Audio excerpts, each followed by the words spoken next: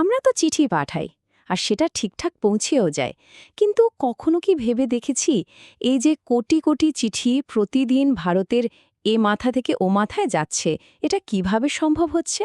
না, এটা কোনো জাদু টাদু নয়। এর পেছনে আছে এক বিশাল, প্রায় অদৃশ্য একটা সিস্টেম। তা চলুন আজ আমরা সেই সিস্টেমটারই রহস্যভেদ করব। 100 কোটিরও বেশি মানুষের একটা দেশে একটা চিঠি ঠিকানা মতো পৌঁছে যায় কিভাবে? প্রশ্নটা শুনতে হয়তো খুব সহজ লাগছে, কিন্তু এর উত্তরটা এক বিরাট বড় লজিস্টিক্যাল পাজলের মতো। আসুন আজ সেই পাজলটাই সলভ করা যাক। এই যে বিশাল সিস্টেম, এর মূলে আসলে কি আছে? আছে একটা মাস্টার প্ল্যান, একটা ইনভিজিবল গ্রিড। আগেই বলছিলাম, এটা কিন্তু কোনো ম্যাজিক নয়। এর পেছনে আছে একটা দারুণভাবে ডিজাইন করা অ্যাডমিনিস্ট্রেটিভ ম্যাপ। ভাবা যায় একটা অদৃশ্য গ্রিড দিয়ে যেন পুরো দেশটাকে জুড়ে রাখা হয়েছে। অনেকটা আহ, অনেকটা আমাদের শরীরের নার্ভাস সিস্টেমের মতো, যেটা পুরো চিঠিপত্রের ব্যবস্থাটাকে কন্ট্রোল করে। আচ্ছা, তাহলে এই অদৃশ্য সিস্টেমের একদম গোড়ার জিনিসটা কি? মানে এর বিল্ডিং ব্লকটা কি? চলুন এবার সেটাই ডিকোড করা যাক। আর এর উত্তর খোঁজার জন্য আমাদের খুব বেশি দূরে যেতে হবে না। উত্তরটা আছে এই সরকারি নথিতেই, যেটা সরাসরি ইন্ডিয়ার পোস্টাল ডিপার্টমেন্ট থেকে নেওয়া। বলা যেতে পারে এটাই পুরো সিস্টেমটার ব্লুপ্রিন্ট। এই পুরো সিস্টেমটার একেবারে কেন্দ্রে রয়েছে একটা জিনিস, আর সেটা হলো পোস্টাল সার্কেল। এখন প্রশ্ন হলো, এই পোস্টাল সার্কেলটা আবার কি? খুব সহজ করে বললে এটা হলো একটা অ্যাডমিনিস্ট্রেটিভ ডিভিশন, যার মাথায় থাকেন একজন পোস্টমাস্টার জেনারেল, আর তিনি ওই এলাকার পুরো ডাক পরিষেবাটা দেখাশোনা আর কন্ট্রোল করেন। বেশিরভাগ ক্ষেত্রে এর লজিকটা কিন্তু খুবই সোজা। একটা রাজ্য মানে একটা পোস্টাল সার্কেল। ব্যাস, সিম্পল। একটা উদাহরণ দিই, তাহলেই পরিষ্কার হয়ে যাবে। যেমন ধরুন মধ্যপ্রদেশ পোস্টাল সার্কেল, এর আওতায় আসে পুরো মধ্যপ্রদেশ রাজ্যটা, আর এর হেডকোয়ার্টার হল ভোপালে। একদম পরিষ্কার, তাই না? কিন্তু দাঁড়ান, গল্পটা যদি এতই সোজা হতো তাহলে তো হয়েই যেত। কিছু কিছু ক্ষেত্রে এই নিয়মটা কিন্তু খাটে না, আর ওখানেই আসল মজাটা। চলুন এবার সেই জায়গাগুলো দেখি যেখানে পোস্টাল ম্যাপ আর রাজ্যের ম্যাপ ঠিক মেলে না। এই ব্যতিক্রমগুলোই কিন্তু পুরো ধাঁধাটাকে আরও ইন্টারেস্টিং করে তোলে। কারণ এই পোস্টাল ম্যাপ সবসময় রাজ্যের যে পলিটিক্যাল বর্ডার সেটাকে ফলো করে না, আর এখানেই আসল কৌশলটা। যেমন ধরুন কেরালা সার্কেলের কথা। এর মধ্যে শুধু কেরালা রাজ্যই নেই, এর সাথে আছে লাক্ষাদ্বীপ আর পুদুচেরির মাহে জেলাও। দেখুন কি অদ্ভুত কম্বিনেশন। এখন মাথায় প্রশ্ন আসতেই পারে যে কেন এমনটা করা হয়?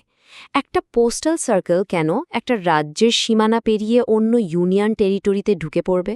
এর পেছনে নিশ্চয়ই কোনো কারণ আছে, তাই না? এর মূল কারণটা হল এফিসিয়েন্সি বা কার্যকারিতা। প্রশাসনিক কাজটা যাতে আরও সহজ হয়, সেজন্য অনেক সময় একাধিক ছোট ছোট রাজ্য বা অঞ্চলকে এক ছাতার তলায়, মানে একটা বড় সার্কেলের অধীনে নিয়ে আসা হয়। এতে ম্যানেজমেন্টটা অনেক স্মুথ হয়ে যায়। এর সবথেকে বড় উদাহরণ যদি দেখতে হয়, তাহলে সেটা হলো নর্থ ইস্ট সার্কেল।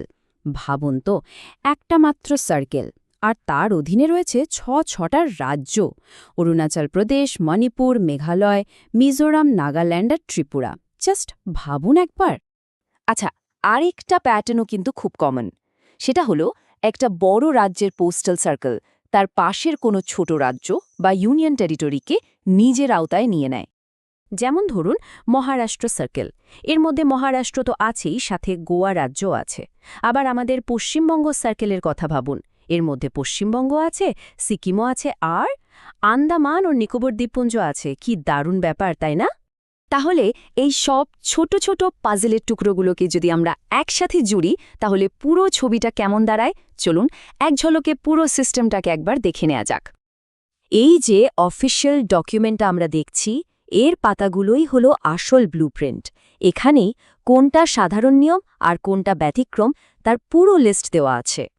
আর এই পুরো বিশাল ভারতবর্ষকে প্রশাসনিক সুবিধার জন্য ভাগ করা হয়েছে মাত্র ২৩টা পোস্টাল সার্কেলে। হ্যাঁ, ঠিকই শুনছেন, মাত্র ২৩টা। এই ২৩টার মধ্যে ১৫টা সার্কেল হলো একদম সোজাসাপটা, এক রাজ্য এক সার্কেল নিয়ম মেনে। আর বাকি যে ৮টা, সেগুলোই হলো ওই স্পেশাল কেস, একাধিক রাজ্য বা কেন্দ্রশাসিত অঞ্চল নিয়ে তৈরি। আর এই ডিজাইনটাই পুরো সিস্টেমটাকে এত এফিশিয়েন্ট বানিয়েছে। আচ্ছা, এতক্ষণ তো আমরা এই গ্রিডটা নিয়ে কথা বললাম, কিন্তু প্রশ্ন হলো, এই প্রশাসনিক ডিজাইনের আসল গুরুত্বটা কি? Why does it matter? এর উত্তরটা কিন্তু ওই অফিসিয়াল ডকুমেন্টের মধ্যে পরিষ্কার করে বলা আছে। মূল উদ্দেশ্য হল প্রশাসনের সুবিধা। তার মানে আসল ফোকাসটা পলিটিক্যাল বর্ডারের ওপর নয়, বরং অ্যাডমিনিস্ট্রেটিভ এফিসিয়েন্সির ওপর। চিঠিটা যাতে সবচেয়ে কম সময়ে সবচেয়ে সহজে তার ঠিকানায় পৌঁছতে পারে, সেটাই আসল লক্ষ্য। এক কথায় বলতে গেলে এটা লজিস্টিক্স ম্যানেজমেন্টের একটা মাস্টার ক্লাস। পুরো সিস্টেমটা এমনভাবে ডিজাইন করা হয়েছে যাতে এত বড় একটা দেশ সবসময় কানেক্টেড থাকতে পারে। এটা কিন্তু সাংগঠনিক দক্ষতার একটা অসাধারণ উদাহরণ।